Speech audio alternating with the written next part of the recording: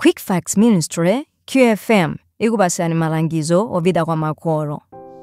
Makolo kumaso aphunzitsi mukhale woona kwa Mulungu.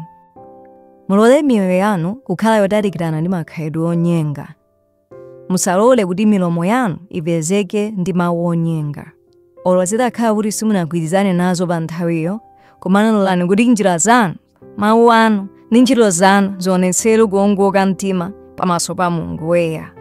Ngati mwana wophunzira za chinyengo pachiyambi pomwe, zotsatira zake nzoopsa.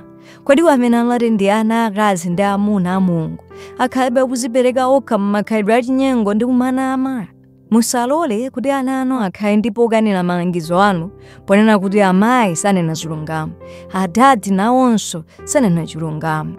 Mukamadza weruzidwa ku mabwalo a milandu akumwamba, kodi dzina lanu lidzalembedwapo kuti wachinyengo? Kodi anama azasokonekera mwa zitsanzo za iwo amene amayenera kuwatsogolera mu njira ya choonadi? M'malo mwake, kodi simulola kuti mphamvu ya kusintha ya Mulungu ilowe mu mitima ya azimayi ndi azibambo lero? Kodi simuloleza Mzimu wa Mulungu kuyika chizindikiro chake pa ana anu? Inde sitingayembekezere kuti ana onse akhala opanda chinyengo, komano pali choopsa kuti kudzera mwa kusazichita bwino zinthu, makolo awononga kuona mtima koma kukanayenera kuonekera mu zomwe mwana akudutsamo experience.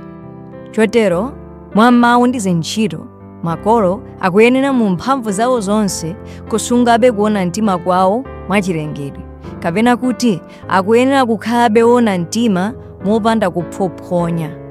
Pamene anawo akukula, sakuyenera pa nthawi ina ingakhale pang'ono kudzalidwa mbewu yomwe ibweretse chinyengo kapena mabodza ndi kunama, zomwe zibale khalidwe la kusadalirika.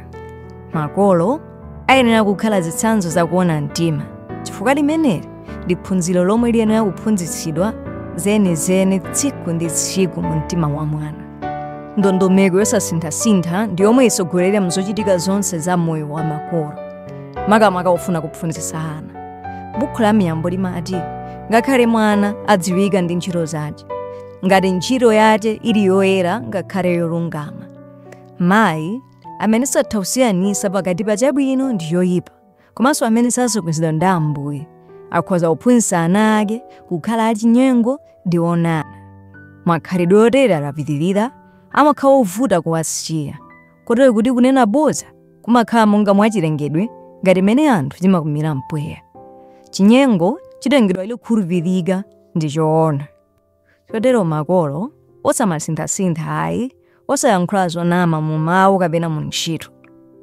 Ngati mukufuna mwana wanu akhale woona, mukhale woona inu eni. Khalani olunjika ndi osagwedera. Musalole kuchokapo pa mfundo ingakhale yochepa chabe. Tikunena izi chifukwa choti azimayi ambiri amakonda kusinthasintha ndi kunena mabodza. Mwananso amatsatira chitsanzo chomwecho. Mudziwapirira, osawanyanyala ana anu akalakwitsa kanthu. Komano pamene muwadzudzula, musawayankhule nthawi yomweyo ndinso mwaukali. Zoterezi zimawabalalitsa ndi kuwapanga amantha kuti anene chilungamo. Zikomo kwambiri pomvetsera ku malangizowa. Musakhaleso pompo pamene tizakubweretsereni video ina. Mulungu akudalitseni.